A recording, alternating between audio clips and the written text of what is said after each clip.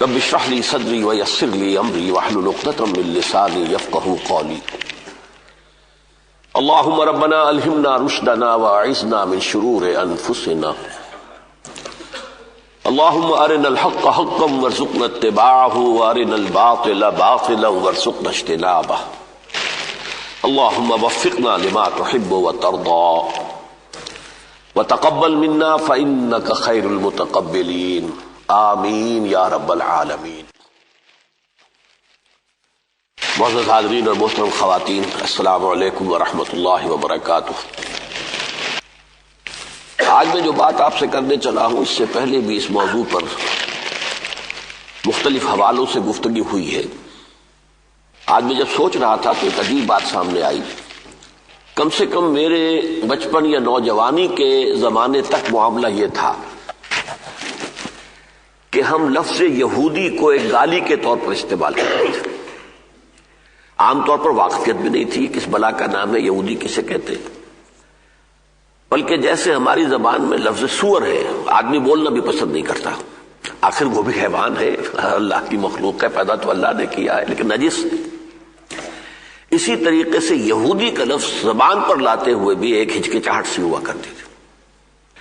آج وہی یہودی دنیا کی ایک بہت بڑی طاقت بن چکا ہے۔ اس وقت کی جو عالمی سیاست ہے در حقیقت اس کے مظاہر کچھ اور ہیں، سامنے کچھ اور آ رہا ہے، لیکن بباطن جو اصل مسئلہ ہے وہ یہود کا ہے۔ اور اب بہت حد تک لوگوں میں آگاہی بھی ہے کہ یہ قوم ہے، ایک نسل ہے۔ ہم یہ تو پڑھتے رہے شروع سے، سورہ فاتحہ کا ترجمہ ہوا یا ذرا سی تفسیر دیکھی، مغضوب علیہم سے مراد یہودی ہے جن پر غضب ہوا اللہ کا۔ اور ظاہر بات ہے کہ کم سے کم میرے بچپن اور نوجوانی کے دور تک ان کی دنیاوی اعتبار سے کوئی حیثیت نہیں تھی۔ یہ تو 1948 میں اسرائیل کے نام سے ایک ملک وجود میں آیا ہے تب سے، لیکن وہ اسرائیل کے حوالے سے بھی لوگ عام طور پر نہیں سمجھتے تھے کہ یہ یہودی ہے۔ وہ اسرائیل ایک نیا لفظ تھا کہ جو آیا ہے سامنے۔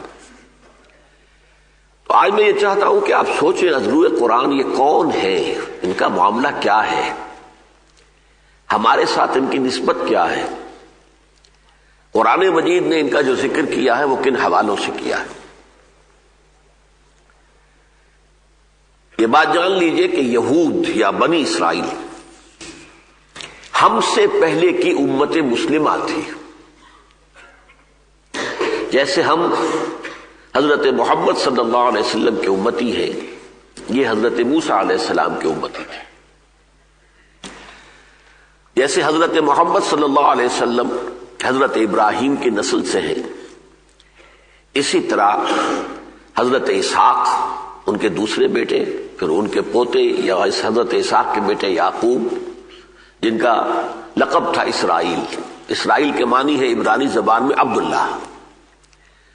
تو حضرت یعقوب جو عبداللہ اسرائیل تھے، ان کے 12 بیٹے تھے، وہ بنو اسرائیل کہلائے، اسرائیل کے بیٹے۔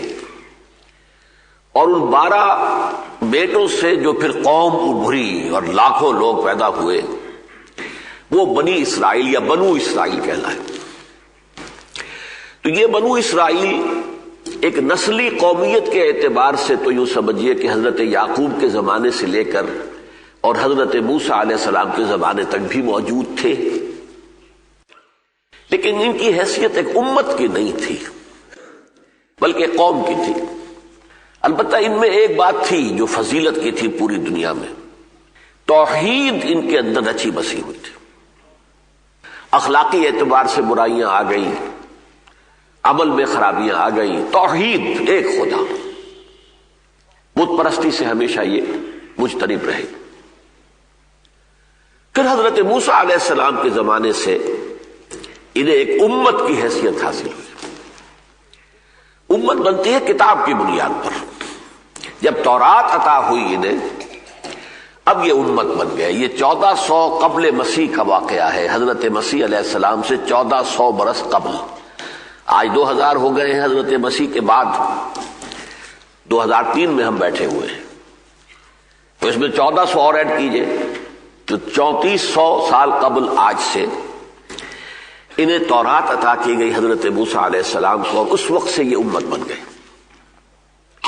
سورہ بنی اسرائیل کی دوسری آیت ہے وَآتَيْنَا مُوسَى الْكِتَابَ وَجَعَلْنَاهُ هُدًى لِبَنِي إِسْرَائِيلَ أَلَّا تَتَّخِذُوا مِن دُونِي وَكِيلًا، اور ہم نے موسیٰ کو کتاب عطا فرمائی اور اسے ہم نے بنی اسرائیل کے لیے ہدایت بنایا۔ اب یہ نوٹ کر لیجئے گا فرق یہیں سے، قرآن ہدی للناس بن کر آیا ہے، پوری نوع انسانی کے لیے ہدایت، اور تورات ہدی لبنی اسرائیل صرف بنی اسرائیل کے لیے ہدایت نامہ تھی۔ یہ ایک فرق کو نوٹ کرتے چلے آئیے۔ بہرحال اس وقت سے یہ امت جو ہے یہ دنیا میں ایک امت مسلمہ کی حیثیت سے قائم رہی۔ ان کا اپنے بارے میں زعم بھی بہت ہو گیا کہ ہم اللہ کے بڑے چہیتے ہیں، لاڈلے ہیں، اور واقعہ یہ ہے کہ ان پر اللہ کا فضل بہت بڑا ہوا ہے، بہت بڑا ہوا ہے، اس میں کوئی شک نہیں۔ حضرت موسیٰ کے ذریعے سے اللہ تعالیٰ نے فرعونیوں کی غلامی سے نجات دلائی، بڑے بڑے معجزے جو ہیں 9 معجزے حضرت موسیٰ کے ذریعے سے دکھائے گئے، اور وہ بھی ابھی ایکسوڈس سے پہلے، مصر سے نکلنے سے قبل۔ اس کے بعد ایک ایک معجزہ، سمندر پھٹ گیا ان کو راستہ دینے کے لیے حضرت موسیٰ کے ایک عصا کے ضرب سے، اسی عصائے موسوی کے ضرب سے ایک چٹان سے 12 چشمے بہہ نکلے، ہر قبیلے کا علیحدہ، تاکہ یہ کہ آپس میں لڑے نہیں۔ قبائلی زندگی تھی، لڑائی ہوتی ہے، پانی پر لڑائی ہوتی تھی، تو ہمارے دیہات میں بھی ہوتی ہے۔ تو اللہ نے 12 چشمے، قد علم کل اناس مشربہم، ہر قوم نے اپنا، ہر قبیلے نے اپنا جو ہے گھاٹ معین کر لیا، ہمیں یہاں سے پانی لینا۔ صحرائے سینا میں انہیں دھوپ کی سختی نے ستایا، فظللنا علیکم الغمام، تو ان کے اوپر جو ہے ایک ابر جو ہے وہ مسلسل چل رہا تھا، جیسے وہ صحرائے سینا میں 6 لاکھ کی تعداد میں ایک قافلہ چل رہا تھا، ایسے ہی ابر چل رہا تھا۔ بھوک لگی تو من و سلوہ، معجزانہ طریقے پر انہیں اللہ تعالیٰ نے غذا دی، پھر انہیں اللہ نے کتاب دی۔ صحرائے سینا میں کوہ طور ہے، وہاں بلا کر اور 40 دن کا ایک چلہ کروا کے، جس میں کہ مسلسل روزہ تھا 40 دن کا، پھر حضرت موسیٰ کو تورات دی گئی، اور تورات سے مراد ہے احکام 10، یہ 10 کمانڈمنٹس، جو کہ پتھر کی سلوں کے اوپر کندہ تھے، جو دیے گئے حضرت موسیٰ علیہ السلام کو، اور وہ لے کر آپ آئے۔ یہ امت جو ہے 2 اعتبارات سے قرآن مجید میں ان کا ذکر بہت تفصیل سے آیا۔ ایک تو حدیث نبوی ہے لَتَتَّبِعُنَّ سُنَنَ مَن قَبْلَكُمْ، حضور نے فرمایا کہ اے مسلمانوں تم بھی انہی لوگوں کے راستوں پر چلو گے جو تم سے پہلے تھے۔ فرمایا یہاں تک کہ اگر وہ گوہ کے بل میں گھسے تھے تو تم بھی گھسو گے، اور اگر ان میں سے کوئی ایسا بدبخت نکلا کہ جس نے اپنی ماں سے زنا کیا تو تم میں بھی کوئی نہ کوئی شقی ایسا ابھرے گا۔ لوگوں نے پوچھا کہ حضور کس کی طرف اشارہ ہے، کیا یہود اور نصارہ؟ فرمایا فمن، اس کے علاوہ اور کون، تم سے پہلی امت وہی تھے۔ تو واقعہ یہ ہے کہ سورہ بقرہ میں جو 10 رکوع مسلسل آئے ہیں، 5ویں سے لے کر اور 15ویں کے شروع تک، اس میں یہود کی جو گمراہیاں ہیں، عقیدے کی گمراہیاں، عمل کی گمراہیاں، ان سب کو تفصیل سے بیان کیا گیا۔ کیوں؟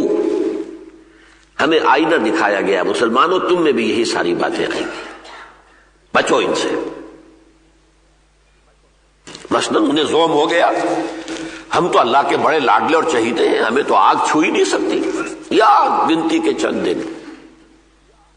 ہمیں بھی زوم ہو گیا ہم تو محمد کے امتی ہیں، ہمارا کیا سوال جہنم میں جانے کا، جائیں گے تو تھوڑی دیر کے لیے پھر نکال لے گا اللہ۔ اللہ نے نہ تورات میں یہ وعدہ کیا، نہ قرآن میں وعدہ کیا۔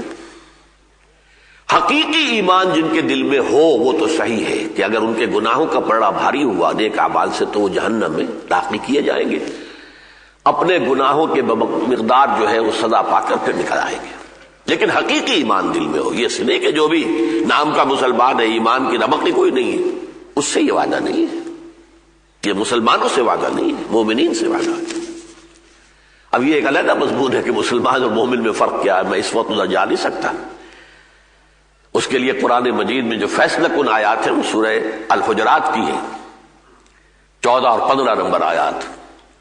قالت الاعراب آمنا قل لم تؤمنوا ولکن قولوا اسلمنا. یہ بدو دعویٰ کر رہے ہیں نبی کہ ہم ایمان لے آئے، ان سے کہہ دیجیے تم ہرگز ایمان نہیں لائے ہو.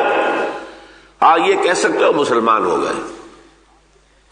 وَلَمَّا يَدْخُلِ الْإِيمَانُ فِي قُلُوبِكُمْ، ابھی تک تو ایمان تمہارے دلوں میں داخل تک نہیں ہوا. تو زبان پر اقرار باللسان جو ہے اس سے ایک مسلمان تو بن گیا آدمی، لیکن یہ کہ مومن بننا تو تب ہوتا ہے جب دل میں یقین پیدا ہو جائے. دلی یقین اگر ہو جائے تو پھر ٹھیک ہے، ورنہ نہیں. اور گمراہیاں بے شمار گمراہیاں. چنانچہ یہ بھی ہمارے اندر گمراہی پیدا ہوئی کہ ہم جب نبی کے پیروکار ہیں تو شفاعت تو ہمارا لازماً حق ہے، حضور ہمارے حق میں شفاعت کریں گے. متعدد احادیث سے معلوم ہوتا ہے کہ صاف کہہ دیا جائے گا کہ نبی یہ آپ کے پیروکار نہیں ہے، اور حضور خود دنیا میں فرما گئے ہیں من رغب عن سنتی فلیس منی، جسے میری سنت پسند نہیں ہے اس کا مجھ سے کوئی تعلق نہیں.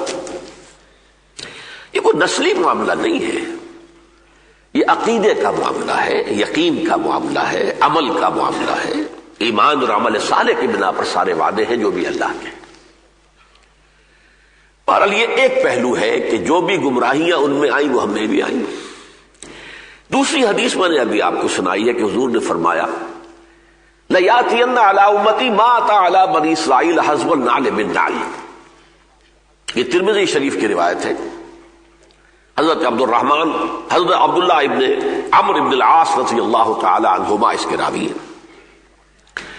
حضور نے فرمایا میری امت پر بھی وہ سارے حالات وارد ہو کر رہیں گے جو بنی اسرائیل پر ہوئے، بالکل ایسے جیسے ایک جوتی کے جوڑے کی دو جوتیاں ایک دوسرے کے مشابہ ہوتی ہیں. اب یہ مثال جو آپ نے دی تشبیہ بڑی فصاحت اور بلاغت والی ہے. دیکھیے جوتیوں کا جوڑا رکھا ہوا ہو زمین پر تو وہ مختلف نظر آئیں گے، ایک کا رخ ادھر ہے ایک کا رخ ادھر ہے پنجے کے حساب سے. تلوے ملا دیجئے تو بال برابر فرق ہوتے. تو ظاہر بات ہے کہ ان دو امتوں میں 2000 سال کا فصل ہے. 1400 قبل مسیح میں تورات دی گئی اور سابقہ امت جو ہے بنی اسرائیل یا یہود ان کی تاریخ شروع ہو گئی، اور 600 بعد مسیح میں حضور پر قرآن نازل ہوا. 610 میں پہلی وحی نازل ہوئی. تو 1400 اور 600 جمع کیجئے 2000 سال کا فصل ہے. تو فصل تو یقیناً بہت ہوگا، لیکن یہ کہ اگر آپ جس کو آپ کہتے ہیں بین السطور بٹوین دی لائنز اگر دیکھیں تو معلوم ہوگا بعین ہی جو کچھ ان پر بیتا وہی ہم پر بیتا. اس موضوع پر میں نے ایک مضمون لکھا تھا سن 74 میں. تنظیم اسلامی کے قیام کا فیصلہ کر لیا تھا، ابھی باقاعدہ اس کی تاسیس نہیں ہوئی تھی. پھر میں مسجد خضرا سمن آباد میں رمضان میں معتکف تھا، اعتکاف کی حالت میں مضمون میں نے لکھا تھا. اس وقت وہ آپ کو ملے گا یا تو تنظیم اسلامی کا تاریخی پس منظر کے نام سے ایک کتاب چاہے. میں نے ہسٹوریکل سروے دیا ہے، سابقہ امت موجودہ امت. اب امت کہاں کھڑی ہے، اب کرنا کیا ہے. ظاہر بات ہے کہ تاریخ کے تسلسل کے بغیر تو بات نہیں ہوتی. کہاں سے چلے تھے، کہاں پہنچے ہیں، راستے میں کون کون سے مقامات آئے ہیں، اب کہاں جانا ہے، کیسے جانا ہے، راستہ کون سا ہے. پھر اس کا انگریزی میں ترجمہ بھی ہوا ہے، rise and fall of the Muslim امہ کے نام سے وہ کتاب انگریزی میں بھی ہے. سورہ بنی اسرائیل کے پہلے رکوع میں اللہ تعالی نے بنی اسرائیل کے 4 ادوار کا ذکر کیا ہے. یہ دور گزر چکے تھے ان 2000 سالوں کے دوران جبکہ حضور صلی اللہ علیہ وسلم کی بعثت ہوئی ہے اس وقت تک، یعنی 1400 سال حضرت مسیح سے قبل اور 600 سال حضرت مسیح کے بعد 2000 ہو گئے. اس دوران میں 4 دور گزر چکے تھے، ایک عروج، پھر زوال، پھر عروج، پھر زوال. پہلا عروج جو ان کا یوں سمجھیے خلافت راشدہ کا دور کہلائے گا، جیسے ہمارے ہاں خلافت راشدہ کا دور. زرعی عہد ہمارا کون سا ہے؟ خلافت راشدہ. اور اس میں 3 خلافتیں ہیں جو متفق علیہ ہیں، ابو بکر، عمر، عثمان. حضرت علی کی خلافت میں اختلاف ہو گیا. پورا عالم اسلام حضرت علی کی خلافت میں نہیں تھا، شام اور مصر باہر رہے. اسی طرح 3 بادشاہوں کا زمانہ ان کا ہے جو عہد زرعی ہے، حضرت طالوت، حضرت داؤد، حضرت سلیمان. بڑی عظیم مملکت ان کی رہی. حضرت سلیمان کے بعد وہ 2 حصوں میں منقسم ہو گئے، 2 بیٹوں نے تقسیم کر لیا. اسرائیل کے نام سے ایک شمالی مملکت بنی اور یہودا جوڈی اس کے نام سے جنوبی مملکت بنی. اسرائیل کا پایہ تخت تھا سامریہ، یہودا کا یروشلم، اور حضرت سلیمان علیہ السلام نے یروشلم میں ہیکل تعمیر کیا، مسجد بنائی، لیکن اسے ٹیمپل کہتے ہیں یہ لوگ، ٹیمپل آف سولومن، ہیکل سلیمانی. یہ پہلا عروج کا دور تھا. لیکن حضرت سلیمان کے فوراً بعد زوال کا آغاز ہو گیا، تقسیم ہو گئے تو زوال ہو گئے.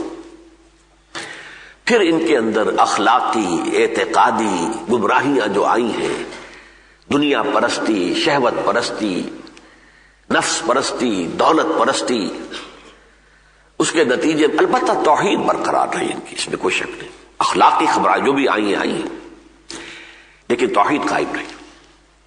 لیکن یہ کہ اللہ تعالیٰ نے ان پر پھر عذاب کے کوڑے برسائے.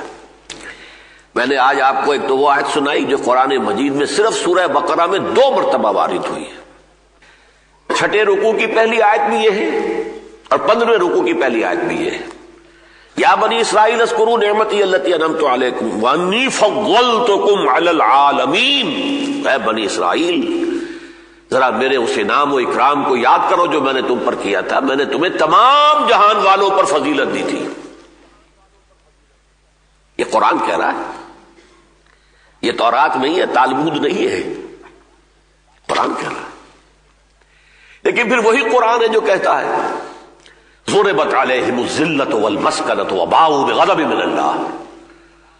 ان پر ذلت اور مسکنت تھوپ دی گئی اور وہ اللہ کے عذاب کو لے کر لوٹے. یہاں اصل نقطہ کیا ہے کہ کیوں ایک امت محبوب ہوتی ہے اور کیوں ایک امت مغضوب ہو جاتی ہے. وہی امت، اس کو میں بعد میں بیان کروں گا. اس وقت یہ نوٹ کر لیجئے کہ پھر اللہ تعالیٰ کا پہلا عذاب ان پر آیا 700 قبل مسیح میں. اشوریوں نے شمال سے آ کر حملہ کیا اور اسرائیل کی مملکت ختم کر دی. 100 سال بعد 586 قبل مسیح میں مشرق سے بیبیلونیا، یہ اصل میں آج کا عراق ہے، یہ عراق اور اسرائیل کی دشمنی اس وقت سے چلی آ رہی ہے، نوٹ کر لیجیے. حضرت مسیح سے 600 برس قبل 587 قبل مسیح میں بیبیلونیا کا، عراق کا بادشاہ تھا بخت نصر جس کو کہتے ہیں، نبوکڈنصر. اس نے آ کر جو ان کے اوپر عذاب الہی اس کے ہاتھوں آیا، اللہ تعالیٰ کا عذاب تھا اس کے ہاتھوں آیا. لیکن یہ کہ 6 لاکھ اس نے قتل کیے یہودی. 6 لاکھ کو یروشلم کی آبادی کل 12 لاکھ تھی. 6 لاکھ کو وہ کیپٹیو بنا کر لے گیا بیبیلونیا. یروشلم کی ایک اینٹ سلامت نہیں رہی، 2 اینٹیں جڑی نہیں رہی، ہیکل سلیمانی گرا دیا گیا. وہی زمانہ تھا جب حضرت عزیر علیہ السلام نے جب دیکھا اس یروشلم کو تو ان کی زبان پر کیا الفاظ آ گئے تھے؟ انا یحیی ھذہ اللہ بعد موتھا. یہ شہر جس طرح برباد ہوا ہے اب اللہ اسے دوبارہ کیسے آباد کرے گا؟ نبی ہیں اللہ کے عزیر علیہ السلام، لیکن تباہی اس درجے کی تھی، کوئی 2 اینٹیں سلامت نہیں، ہیکل ختم، ایک متنفس نہیں. پھر سورہ بقرہ میں ہے نا فاماتہ اللہ مئۃ عام، اللہ تعالیٰ نے انہیں 100 برس تک کے لیے موت ان پر طاری کر دی. پھر انہیں اٹھایا. میں تفصیل میں نہیں جا سکتا، میں صرف حوالے دے رہا ہوں. سورہ بقرہ ہی میں یہ پوری تفصیل موجود ہے. بہرحال یہ ان پر عذاب الہی کا پہلا دور عروج، دوسرا زوال.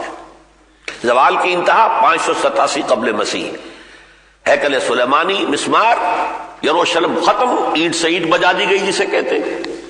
اور یہ لے جائے گئے جو بھی بچے کھچے تھے کیپٹیوز کی حیثیت سے، جیسے بھیڑوں بکریوں کے ریوڑ ہانک کے لے جاتے، پیدل چلا کر ان کو لے جایا گیا اور 150 برس یہ رہے ہیں وہاں کیپٹیوٹی میں. یہ ان کی تاریخ ہے.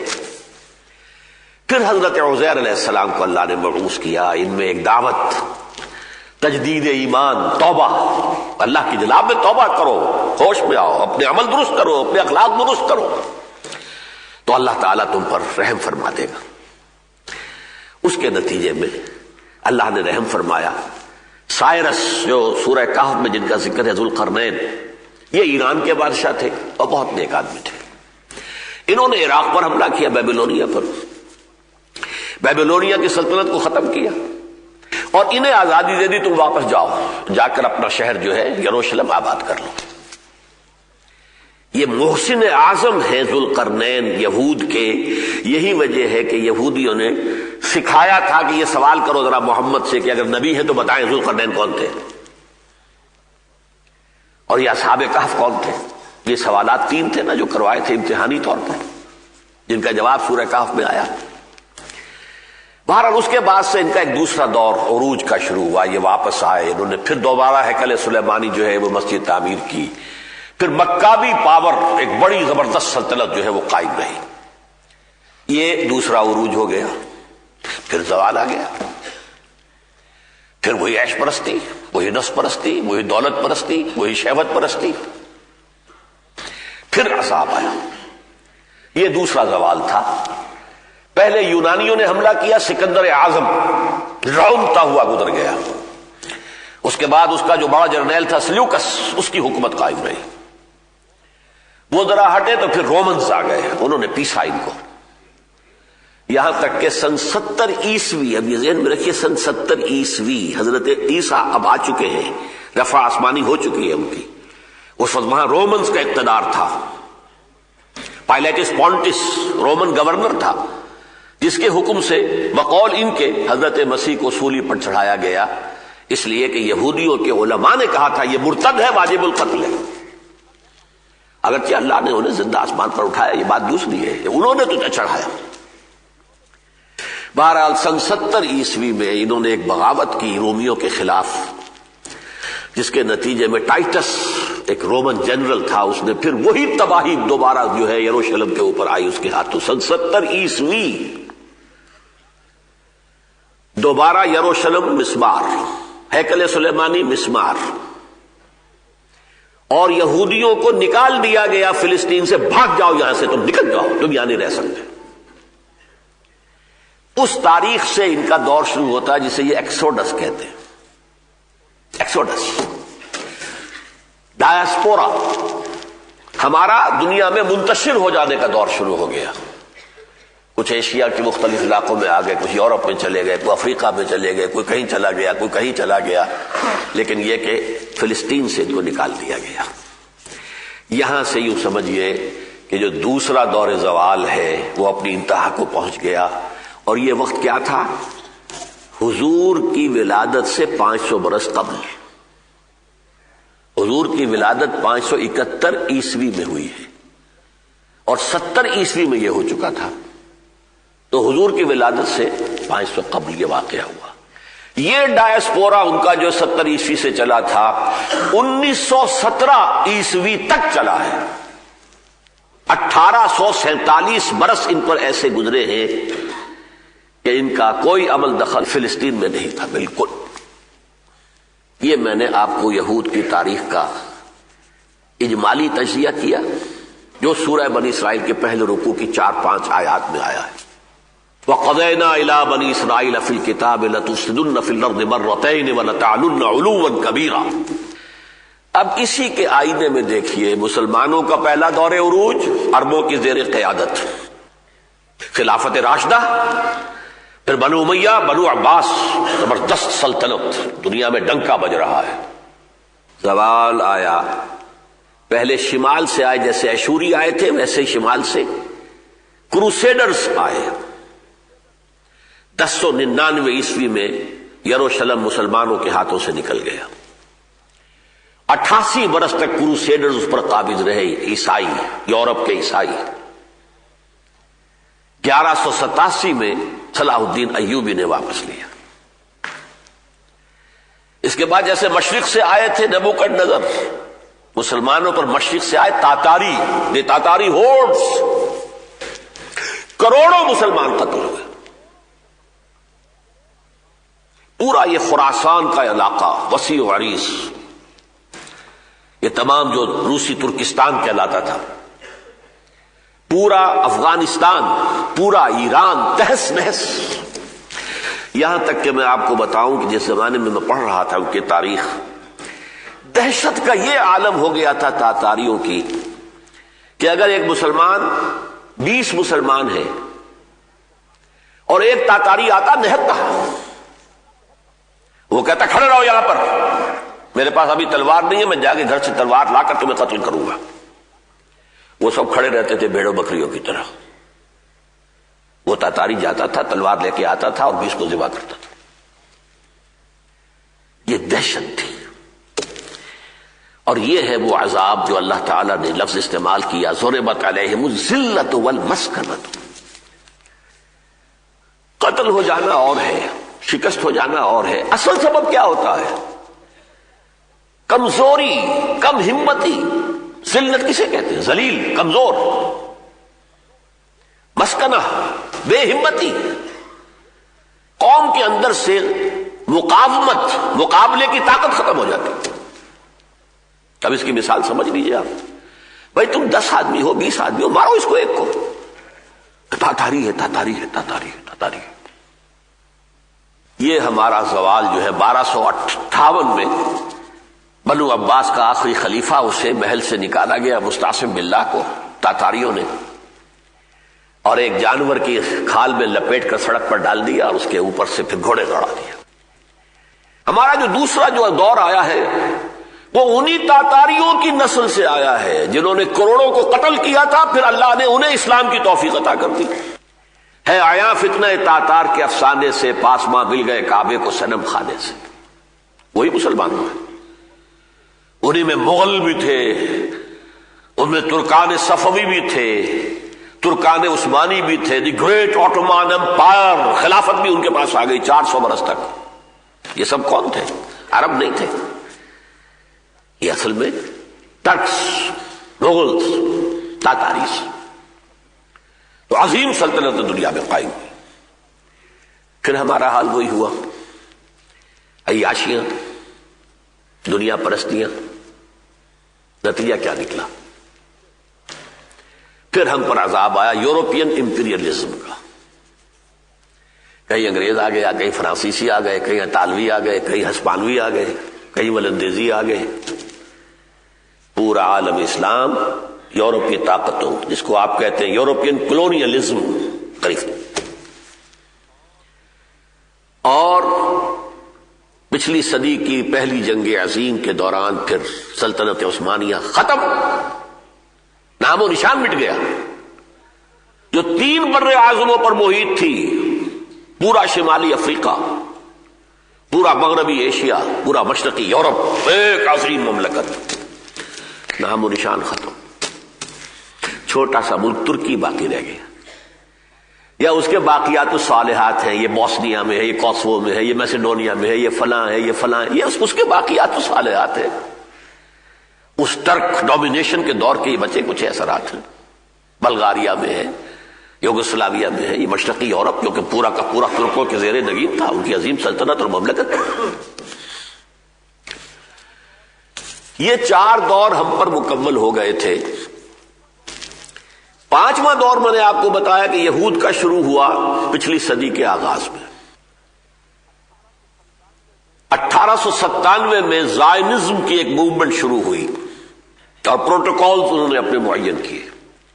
20 برس کے اندر اندر انہوں نے اتنا اثر و رسوخ حاصل کر لیا کہ برطانیہ جو اس وقت کی سپر پاور تھی، پوری دنیا کی عظیم ترین مملکت، جس کے بارے میں کہا کرتے تھے، ہم بھی کہتے تھے بچپن میں، جس پر سورج غروب نہیں ہوتا، وہ عظیم سلطنت گریٹ برٹن.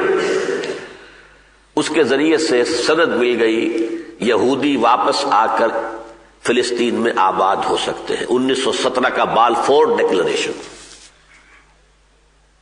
یہ آئے کچھ جائز طریقے سے، کچھ ناجائز طریقوں سے، دباؤ ڈال کر دھوس سے، دھن سے، فلسطینیوں سے جو وہاں آباد تھے، ان کی جائیدادیں خریدی، مکان خریدے، ان کے کھیت خریدے.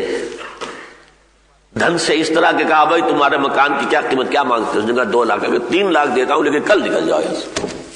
پیسہ بے تحاشا تھا، بینکرز کی موومنٹ تھی، پورے یورپ کو جکڑا ہوا تھا اپنے بینکنگ کے نظام کے اندر، زائنسٹ۔ اس کے بعد یوں سمجھیے کہ 31 برس کے بعد 1948 میں اسرائیل قائم ہو گیا۔ اب یہودی دنیا کی سطح پر آیا، ایک مملکت، ایک چھوٹی سی اپنی حکومت۔ یہ ہے وہ معاملہ جس سے کہ آج ہم دو چار ہیں۔ میں نے جو وہ مضمون جس کا میں نے حوالہ دیا جو سن 74 میں لکھا تھا، میری کچھ خوش فہمی تھی، رجائیت تھی۔ میں نے اس میں لکھا تھا کہ شاید امت مسلمہ کے زوال کے آخری نقطے تک ہم پہنچ چکے ہیں، اب ہمارا عروج شروع ہو جائے گا دوبارہ۔ ایک وقت تھا نا جب کہ حالی نے کہا تھا، اے خاصہ خاصان رسول وقت دعا ہے، امت پہ تیری آ کے عجب وقت پڑا ہے، وہ دین جو بڑی شان سے نکلا تھا وطن سے، پردیس میں وہ آج غریب الغربا ہے۔ پستی کا کوئی حد سے گزرنا دیکھے، اسلام کا گر کر نہ ابھرنا دیکھے، مانے نہ کبھی کہ مد ہے ہر جزر کے بعد دریا کا ہمارے جو اترنا دیکھے۔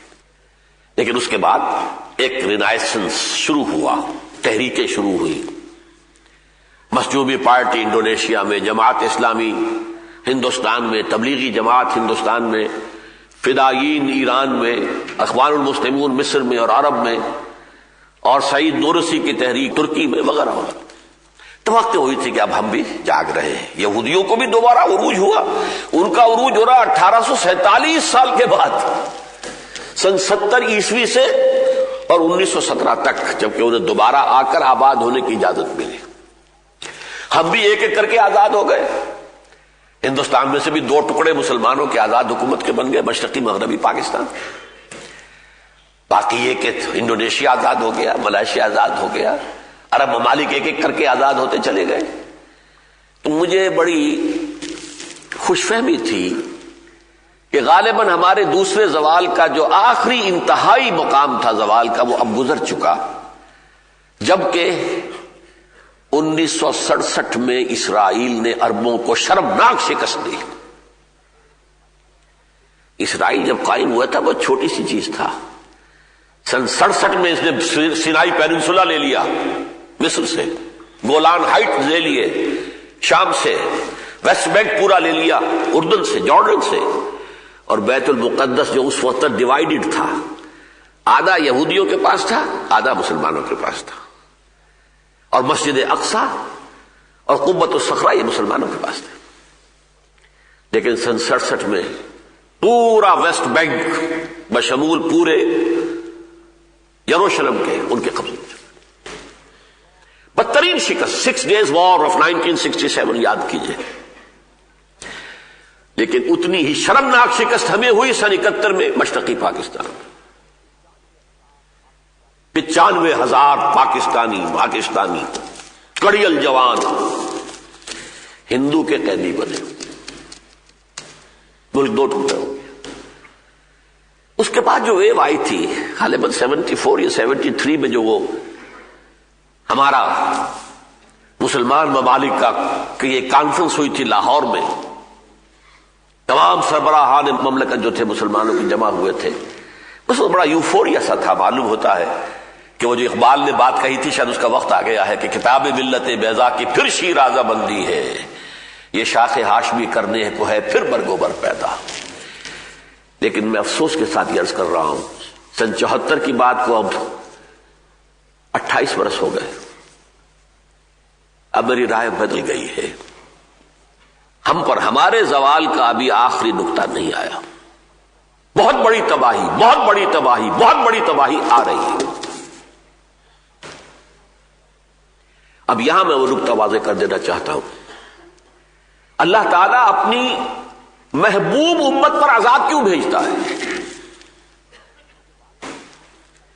یہ جو بات انہیں جو ہو گیا تھا، یہ زوم نحن ابناء اللہ واحباؤہ، we are the chosen people of the lord, آج بھی ہر یہودی کے دل میں ہے یہ، we are the chosen people of the lord. قرآن تصدیق کرتا ہے، اخترناہم علی علم، ہم نے انہیں پسند کیا تھا، چنا تھا اپنے علم کی بنیاد پر۔ ایسی قوم پر پھر ایسے ایسے عذاب آئے. کیوں؟ جس قوم کے پاس اللہ کی کتاب ہو اور شریعت ہو وہ گویا کہ اللہ کی زمین پر اللہ کی نمائندہ ہوتی ہے, ریپرزینٹیٹو آف اللہ آن ارتھ. اگر وہ شریعت کو پسے پش ڈالتی ہے, کتاب کو پیٹھ کے پیچھے پھینکتی ہے, وہ کافروں سے زیادہ بڑھ کر مجرم ہے. عذاب اس لیے آتا جب ہمارا وہی حال ہو گیا, شریعت محمدی کے حامل, قرآن کے حامل قرآن. اقبال نے جو نظم لکھی تھی اپنی زندگی کی آخری نظموں میں سے ہے, یہ ابلیس کی مجلس شورا, کبھی پڑھی ہے اس کو. اقبال کا پیغام امت مسلمہ کے نام اگر کسی کو سمجھنا ہو تو اس نظم کو پڑھے. آخری اس میں جو خطاب ہے ابلیس کا اپنے کارندوں اور اپنے ایجنٹوں کو, اس میں وہ ابلیس کہتا ہے, جانتا ہوں میں یہ امت حامل قرآن نہیں, جانتا ہوں میں یہ امت حامل قرآن نہیں. ہے وہی سرمایہ داری بندہ مومن کا دین. آج بندہ مومن کا دین سرمایہ داری ہے, یہ پیسے کا پرستار ہے. کہتا ہے عبد الرحمن عبداللہ اپنے آپ کو, ہے عبد الدینار و عبد الدرہم, درہم و دینار کا بندہ ہے. بات صحیح. وہ عذاب ان پہ آیا, ضربت علیہم الذلۃ والمسکنہ, جس کی تفصیل میں بیان کر چکا ہوں. وہی عذاب آج ہم پر ہے, اور ایک بہت بڑا سیلاب عذاب کا جو آ رہا ہے. یہ سب کیا ہے؟ New world order. Gulf war کے بعد پہلی مرتبہ یہ لفظ امریکہ کا جو اس وقت تھا صدر, اس موجودہ صدر کا باپ, پہلی مرتبہ اس نے کہا اب ہم نیو ورلڈ آرڈر قائم کریں. اس سے پہلے مالیاتی کنٹرول پورے اس گلوب کا ورلڈ بینک IMF کے ذریعے سے. اس کے بعد پوری دنیا کے کاروبار کو اپنے ہاتھ میں, اپنے کنٹرول میں لینے کے لیے ورلڈ ٹریڈ آرگنائزیشن, پوری دنیا کی زراعت کو اپنے قبضے میں لینے کے لیے ٹرپس.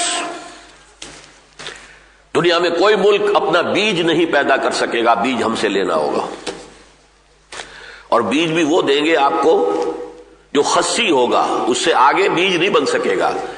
بس آپ ایک نسل لے لیجئے, اس سے ایک گندم کی فصل مل گئی, اس گندم سے آگے گندم اگے گی نہیں. یہ جو دجالی فتنہ ہے آج, اور بڑی تیزی سے آ رہا ہے, جس طرح کی بڑکیں مار رہا ہے امریکہ, یہ فتنہ, اور اس کا ہدف عالم اسلام.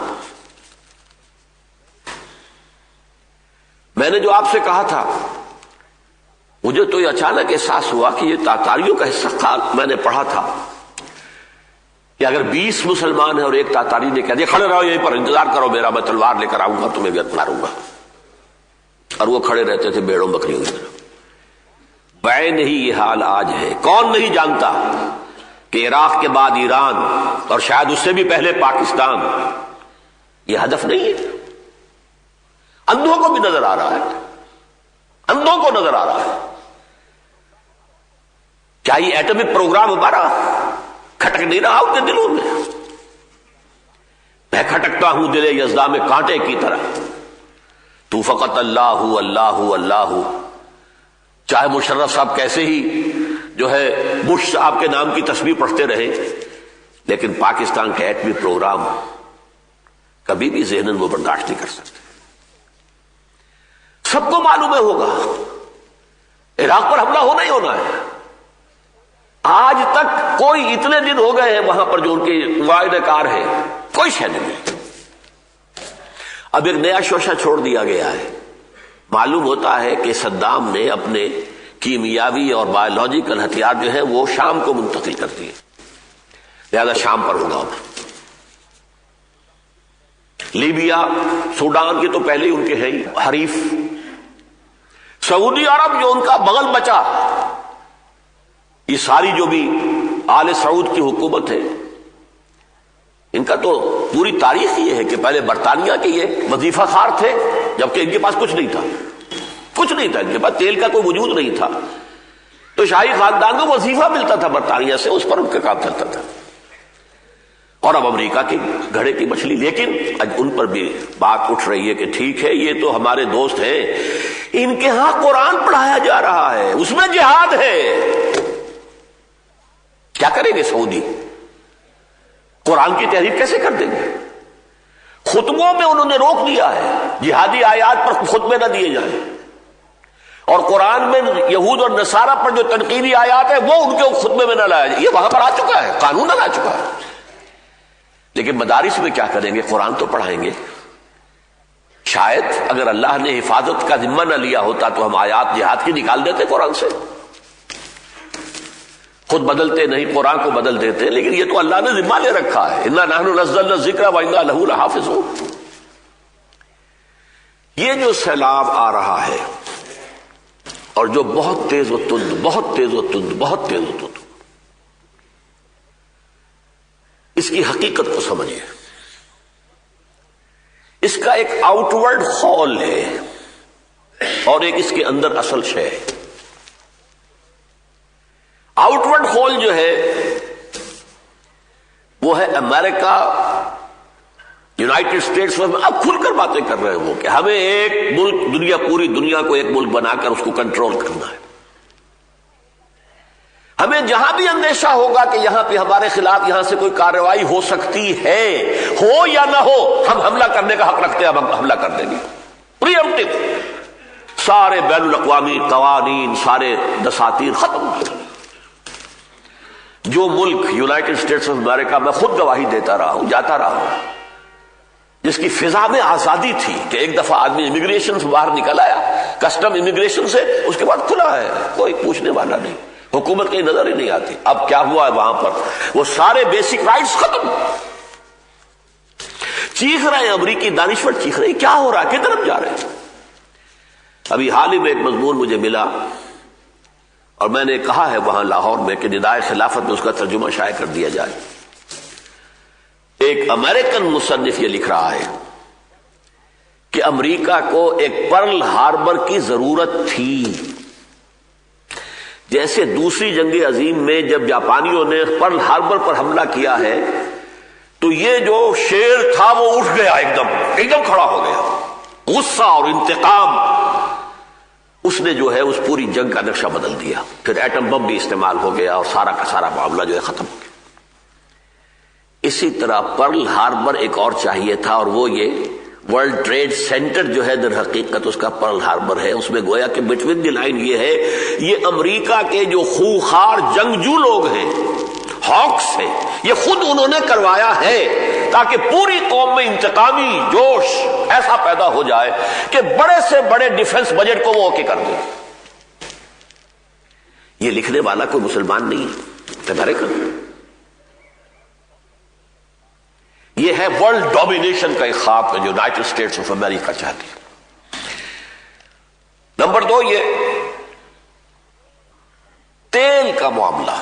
اپنی قوم کو جو انہوں نے، حالانکہ 3 لاکھ افراد کے وہاں پر جلوس نکلے ہیں جنگ کے خلاف، عراق کے خلاف، کہ عراق پر کوئی حملہ نہ کیا جائے، لیکن انتخابات میں ریپبلکن پارٹی جیت گئی.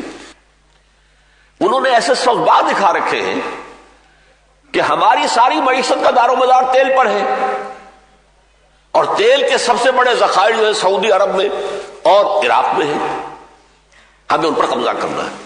تو امریکہ کے جو باہر کا خول ہے جو کچھ ہو رہا ہے اس میں تو امریکہ سامنے ہے نا، اسرائیل پیچھے ہے. اسرائیل کی تو پروٹیکشن چاہتے ہیں وہ صرف. چنانچہ گلف وار کے بعد آپ کو یاد ہوگا کہ جو کمانڈر ان چیف تھا شواس کرافٹ، اس نے صاف کہہ دیا تھا we fought this war for the protection of Israel. اس لیے کہ عرب ممالک میں صرف ایک ہے بیلیگرنٹ ہے، یہ صدام حسین. اسرائیل کو اندیشہ اگر ہے تو صرف اس سے اور کسی سے نہیں، عرب ممالک میں. باقی اسرائیل کو اگر اندیشہ ہے تو پاکستان سے. یہ 1967 میں کہہ دیا تھا. 6 days وار کے بعد جب بڑی عظیم فتح حاصل ہوئی ہے یہودیوں کو، تو پیرس میں انہوں نے جشن منایا. بن گوریان اس وقت ان کا جو ہے وزیر اعظم تھا، اس نے وہاں تقریر کرتے ہوئے کہا ہمیں کسی عرب ملک سے کوئی اندیشہ نہیں، ہاں اندیشہ ہے تو پاکستان سے. حالانکہ اس وقت تک پاکستان ابھی ایٹمک پاور نہیں تھا، لیکن پاکستانی فوج کا اور پاکستان کے عوام کے اندر ایک مذہبی جذبے کا یہ دنیا کو احساس تھا کہ ہے. جس میں سے اب کچھ عرصے سے محسوس ہوتا ہے جیسے ہوا نکل رہی ہو، وہ سارا روب و داب جو ہے ختم ہو رہا ہو۔ اسی فوج کو امریکہ نے روگ آرمی قرار دے دیا تھا، بدماشوں کی آرمی ہے یہ۔ لیکن جب مشرف صاحب جو ہے 200% بش صاحب کی جیب میں چلے گئے، 100% ہی نہیں 200%، اب تھوڑا سا آپ کو انہوں نے ذرا نظر انداز کیا ہوا ہے، ورنہ یہ کہ آپ بچنے والے تو نہیں۔ سارے عرب ممالک کو محسوس ہو رہا ہے، ان کی آنکھوں کے سامنے ہو رہا ہے جو کچھ ہو رہا ہے فلسطین کے اندر۔ آج اتنے گھر اڑا دیے، فلاں شخص کو پکڑا مار دیا۔ کہاں اسرائیل کے اندر ایک فلسطینی ریاست کے قیام کا مرحلہ آ گیا تھا، اوسلو ایکارڈ سے لے کر اور وائی ریور ایکارڈ اور واشنگٹن ایکارڈ اور فلاں ایکارڈ، اور اب تو فلسطینی ریاست قائم ہونے ہی کی بات تھی۔ کہاں یہ سب نسیم منسیہ ہوا ہو گئی باتیں، سارا قبضہ کیا ہوا، جب چاہے جدھر چاہے دندناتا ہوا اپنے ٹینک لے جائے۔ آج اتنے مسلمانوں کو مار دیا، آج اتنوں کو مار دیا، آج اتنے گھر اڑا دیے، آج اتنے گھر اڑا، اور صاف کہہ رہا ہے وہ شیرون صاف کہہ رہا ہے ہم ان کی قبر توڑ دینا چاہتے ہیں، کوئی ایکٹیوسٹ باقی نہ رہے۔ اور یہ الفاظ اب کہے جا رہے ہیں کہ زیادہ سے زیادہ انہیں وہ سٹیٹس دیا جائے گا جو امریکہ میں جو اصل امریکہ کے رہنے والے ہوتے تھے، ریڈ انڈینز، جس طرح ان کو بس تھوڑے ریزروز کچھ بنا دیے گئے تھے کہ تم ان علاقوں میں رہ سکتے ہو، بس سول رائٹس تمہارے اور کوئی حق تمہارا نہیں۔ وہ ایک پریزرو کرنے کے لیے انہیں وہ گویا کہ ایک طرح کا چڑیا گھر بنانے کے حد تک جو ہے آج یہ حال دیکھ رہے ہیں، 30 کروڑ عرب دیکھ رہے ہیں۔ یہ ہے وہ ضربت علیہم الذلۃ والمسکنہ۔ 1.5 ارب انسان ہے مسلمان دنیا میں، 60 مسلمان ملک ہے دنیا میں۔ مجال نہیں کہ اب بھی کوئی خیال ہو کہ کہیں کسی طرح جمع ہو جائیں، کوئی جڑے، کوئی بیٹھ کر سوچے کیا طوفان آ رہا ہے، کیا ہمارے ساتھ ہو رہا ہے۔ ہم بڑے دوست ہیں امریکہ کے، اور ہمارے شہریوں کے ساتھ امریکہ میں جو حشر ہو رہا ہے۔ ایک مسلمان پروفیسر کینیڈا سے چلتا ہے، واشنگٹن میں ایک کانفرنس میں اسے شرکت کرنی ہے، دعوت نامہ آیا ہوا ہے، لیکن جرم صرف یہ ہے کہ پاکستان میں پیدا ہوا تھا، وہ کینیڈین شہریت ہے۔ 14 گھنٹے اسے خراب کیا ہے، تنگ آ کر اس نے کہا کہ چھوڑو میں جا رہا ہوں واپس، کہ واپس بھی نہیں جا سکتے جب تک کہ تمہارے فنگر پرنٹس نہ لے لیے جائیں اور تمہارے یہ فوٹو، اب جا بھی نہیں سکتے۔ یہ ہو رہا ہے، اور ہماری حکومت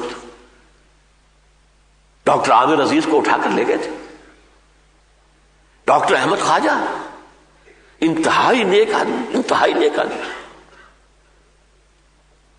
اب ظاہر بات ہے کہ جو لوگ نیک ہیں انہی کے اندر تو وہ جذبہ تھا نا کہ کوئی افغانوں کی مدد کرے۔ افغان جو لوگ دنیا دار پیٹ کے بندے ہیں، انہوں نے کاہے کو سوچنا تھا کہ کیا ہو رہا ہے ہمارے پڑوس میں۔ جن کو کچھ خیال تھا کہ ملت اسلامیہ کا خیال تھا، اخوت اسلامی کا خیال تھا، انہوں نے کوئی مدد کی ہے نا۔ لیکن یہ اب اتنا بڑا جرم ہے، خاندان کے 9 افراد ایک رات میں اٹھا کے لے گئے، کراچی سے گئے ہوئے ان کے ماموں جو ہیں 80 برس کے ان کو بھی لے گئے، اور یہ پاکستان میں ہو رہا ہے۔ کہاں ہے ہماری حاکمیت؟ Where is that sovereignty؟ کھیل ہے جس کے اندر لگا دیا گیا ہے، کھیلو، الیکشن ہے، یہ ہے، وزارتیں ہو رہی ہیں، یہ چلو کرتے رہو، یہ تمہارا میوزیکل چیئر ہے، اصل اختیار کس کے پاس ہے آج؟ یہ ہے اصل میں وہ عذاب۔ اور یہ نوٹ کر لیجئے، میں نے چونکہ یہود کی تاریخ سے اس کا تقابل کیا ہے، یہود کا سابقہ امت کا جرم اکیرا ہے، ہمارا دوہرا ہے۔ کیوں؟ یہود کے ذمے یہ کام نہیں تھا کہ وہ اللہ کی دین بقیہ دنیا تک بھی اس کی دعوت پہنچائے، ان پر صرف یہ تھا کہ عمل کرو، تمہیں جو تورات دی گئی، کتاب دی گئی، اس پر عمل کرو۔ بے عملی یا بد عملی کے مجرم تھے، یہ نہیں کہ ان کے ذمے یہ تھا کہ اسے پہنچانا بھی ہے پوری دنیا تک، نہیں۔ خدل بنی اسرائیل، وہ کتاب بھی دی گئی تھی تو بنی اسرائیل کے لیے دی گئی تھی صرف، یہاں تک کہ عیسیٰ بھی بھیجے گئے تو رسولاً الی بنی اسرائیل، صرف بنی اسرائیل کی طرف رسول بنا کر بھیجے گئے تھے۔ محمد الرسول اللہ صلی اللہ علیہ وسلم وما ارسلناک الا کافۃ للناس بشیرا ونذیرا، ہم نے آپ کو نہیں بھیجا ہے محمد مگر تمام دنیا والوں کے لیے بشیر و نذیر بنا کر۔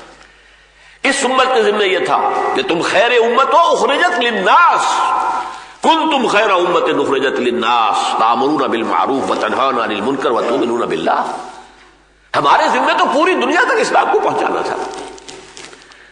وجہ یہ کہ ہم نے خود بھی اسلام کا دامن چھوڑ دیا. پوری دنیا میں کوئی ملک نہیں جسے ہم پیش کر سکیں یہ اسلام کی ایک مثال ہے، نمونہ ہے. اور سب سے بڑی بدبختی ہماری، ہم نے ہندوستان کو تقسیم کرایا، بہت خونی لکیر کھنچوائی، لاکھوں آدمی مارے گئے، ہزارہ عصمتیں لوٹی اسلام کے نام پر. وہ اسلام آج تک نہیں ہے. یہ فحاشی پریانی اب اس تیزی سے بڑھ رہی ہے. 33% خواتین یونین کونسل کے لیول کے اوپر بھی لا کر میدان میں بٹھا دی گئی. اور یعنی کا، بے حجابی کا، مخلوط معاشرت کا جو سیلاب ہے یہاں اب آ رہا ہے، کبھی نہیں آیا. پوری دنیا میں کہیں نہیں ہے کہ 33% جو ہے خواتین کے لیے ریزرو ہو، پوری دنیا میں نہیں. بڑے سے بڑے ترقی یافتہ ممالک جو کہلاتے ہیں دعوے دار ہے، کیا امریکہ میں ہے، کیا برطانیہ میں ہے، کہاں ہے؟ کہیں نہیں. یہ ایک سوشل انجینئرنگ پروگرام ہے کہ جو یونائٹڈ نیشنز نے دیا ہے عالم اسلام کو برباد کرنے کے لیے، کہ جو تہذیب ہماری ہے وہی تمہاری ہو جانی چاہیے اور جلد از جلد ہو جانی چاہیے. ہم نے جو کام صدیوں میں جو راستہ طے کیا ہے تمہیں جلد از جلد کرنا ہے. ان حالات میں بچاؤ کی صرف ایک صورت ہے. اگر ہم دنیا میں کسی ایک ملک میں اسلام کا صحیح نظام قائم کر کے دکھا دیں تو اللہ کی طرف سے اس کے عذاب کی گرفت سے نکل آئیں گے. Then we shall be representing Islam in the true sense. پوری دنیا کے سامنے اسلام کی گواہی دیں گے. شہداء علی الناس ہمیں بنایا گیا، تم گواہی دو اسلام کی پوری دنیا کے اوپر. افسوس یہ ہے، سب سے بڑا افسوس، سب سے بڑا افسوس، اولا لک فاولا ثم اولا لک فاولا، وہ ملک جو اسلام کے نام پر بنا وہی اسلام نہیں آیا. کیوں نہیں آیا؟ یہ ایک بڑی لمبی بات ہے، بہت مرتبہ ان معاملات میں گفتگو ہوئی ہے، اب وقت بھی نہیں ہے، ختم ہو گیا ٹائم. پھر اگر موقع ہوا تو ہوئی، اس پر بھی گفتگو ہوگی انشاءاللہ. اقول قولی ھذا واستغفر اللہ لی ولکم ولسائر المسلمین والمسلمات.